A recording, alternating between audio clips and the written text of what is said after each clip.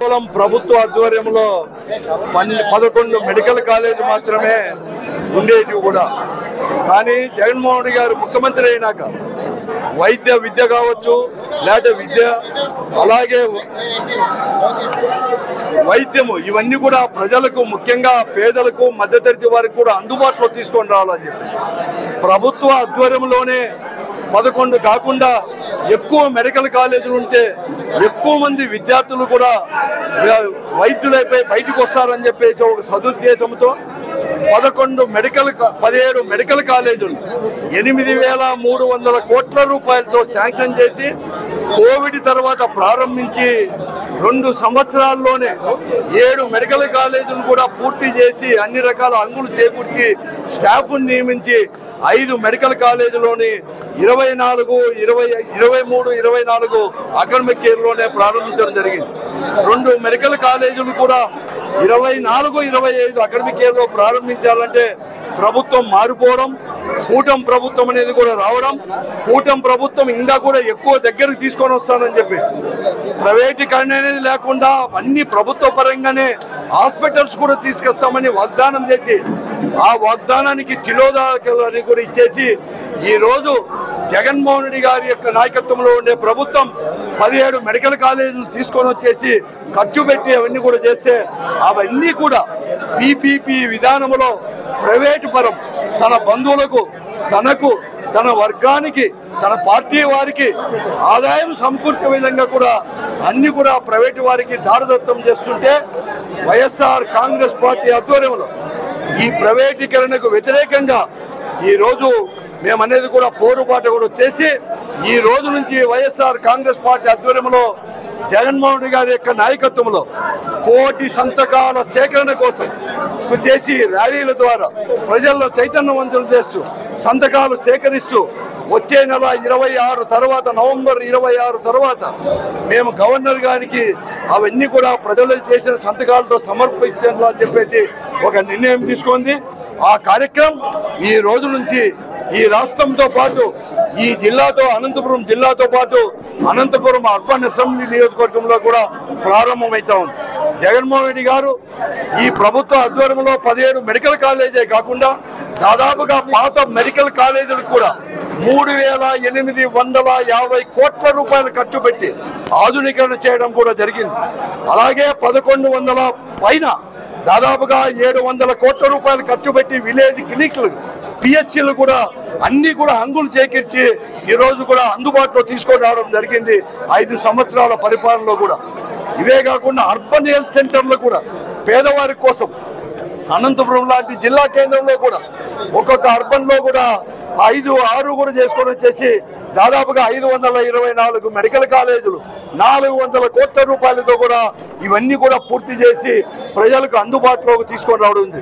ఈరోజు అర్బన్ క్లినిక్లో కావచ్చు, ఇవే కాదు ప్రతి హాస్పిటల్లో కూడా 0 వేకెన్సీలు, అంటే ఎక్కడ కానీ వేకెన్సీలు లేకుండా డాక్టర్ల దగ్గర నుంచి, నర్సుల దగ్గర నుంచి, అటెండర్ల వరకు పూర్తి చేసిన ఘనత కూడా ఆ రోజు వైఎస్ఆర్ కాంగ్రెస్ పార్టీ ప్రభుత్వానికి, ముఖ్యమంత్రి జగన్మోహన్ రెడ్డి గారికి దక్కుతుంది. అన్ని కూడా నిర్వీర్యమైపోయినాయి, పిఎస్సీలు నిర్వీర్యమైపోయినాయి, అర్బన్ సెంటర్లో మందులు కూడా లేవు, ఎక్కడ కానీ లేవు, తర్వాత హాస్పిటల్లో ఎవరు కానీ పనిచేసే వాళ్ళు లేరు.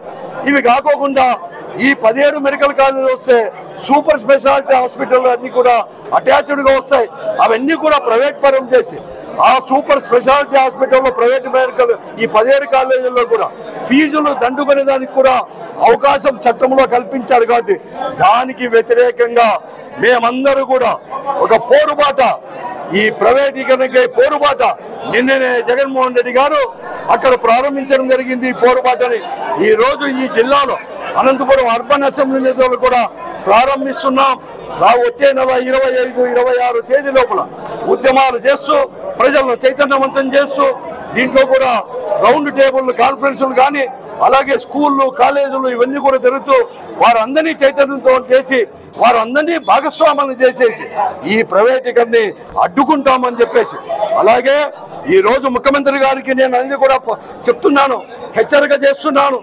మీరు ముఖ్యమంత్రిగా ఉన్నప్పుడు కూడా ఈ అనంతపురంలో కూడా ఒక ప్రైవేటు యొక్క ట్రస్ట్ అనేది కూడా ఏర్పాటు చేసి వారికి మెడికల్ కాలేజ్ చేయాలని చెప్పేసి 1997-98 సంవత్సరంలో నువ్వు ముఖ్యమంత్రిగా ఉన్నప్పుడు ప్రయత్నం చేశావు.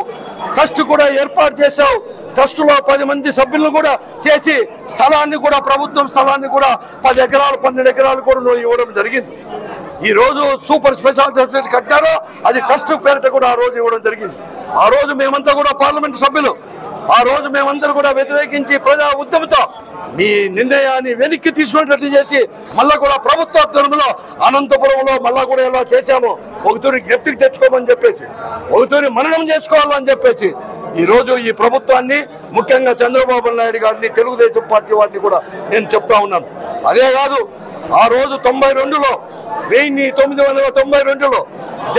నేదురుమల్లి జనార్దన్ రెడ్డి గారు ముఖ్యమంత్రిగా ఉన్నప్పుడు ఇంజనీరింగ్ కాలేజీలు అలాగే మెడికల్ కాలేజీలు కూడా ప్రైవేటు పరంకి ప్రైవేట్ వాళ్ళకి ఇస్తామంటే ఆ రోజు పెద్ద ఎత్తున ఉద్యమం అనేది కూడా ఈ ఉమ్మడి ఆంధ్రప్రదేశ్ జరిగిన తర్వాత ఆయన ముఖ్యమంత్రి పదవిని కూడా ఎలా కూడా దించేశారో ప్రజలు ఒకటి మనం చేసుకో చంద్రబాబు నాయుడు గారు అని చెప్పేసి ప్రభుత్వాన్ని కూడా నేను హెచ్చరిస్తున్నాను. అందుకోసం ఇప్పుడైనా కానీ మరీ ముఖ్యంగా అనంతపురం జిల్లాలో ఇక్కడ ఉండేవారు ప్రజాప్రతినిధులందరూ కూడా ఒకతూరి పునరాలోచించుకొని వెంటనే మీ నిర్ణయాన్ని కూడా వెనక్కి తీసుకోవాలని చెప్పేసి కూడా కోరుతా ఉన్నాను.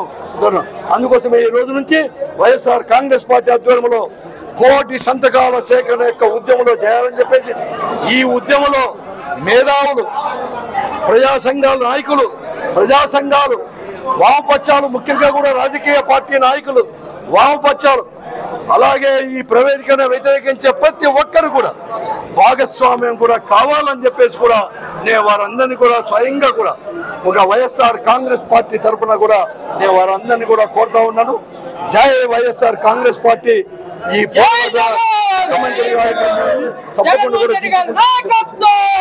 పార్టీ అధినేత వైఎస్ జగన్మోహన్ రెడ్డి గారి పిలుపు మేరకు కూడా అనంతపురం జిల్లాలో అనంత వెంకటరామరెడ్డి అన్న గారి ఆధ్వర్యంలో 1 కోటి సంతకాల సేకరణ యొక్క బ్రోచర్ను ఆవిష్కరించడం జరిగింది.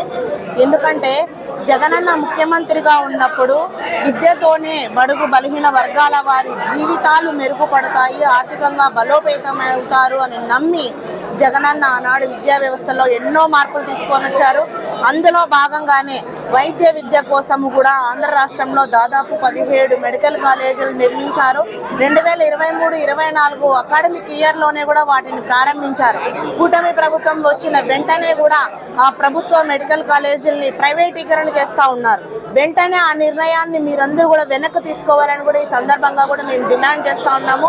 అందులో భాగంగానే వైఎస్ఆర్ కాంగ్రెస్ పార్టీ శ్రేణులు అలాగే వామపక్ష నాయకులు ప్రజలందరూ కూడా స్వచ్ఛందంగా ఈ 1 కోటి సంతకాల సేకరణలో పాల్గొని ఇది గవర్నర్కి అందించబోతా ఉన్నారు. కాబట్టి ఖచ్చితంగా ప్రభుత్వ మెడికల్ కాలేజీలను ప్రభుత్వమే నిర్వహించాలని ఒక నినాదాన్ని ముందుకు తీసుకొని మా జగన్మోహన్ రెడ్డి గారు వెళ్తున్నారు. మీరందరూ కూడా మద్దతు తెలపాలని కూడా ఈ సందర్భంగా తెలియజేస్తా ఉన్నాం.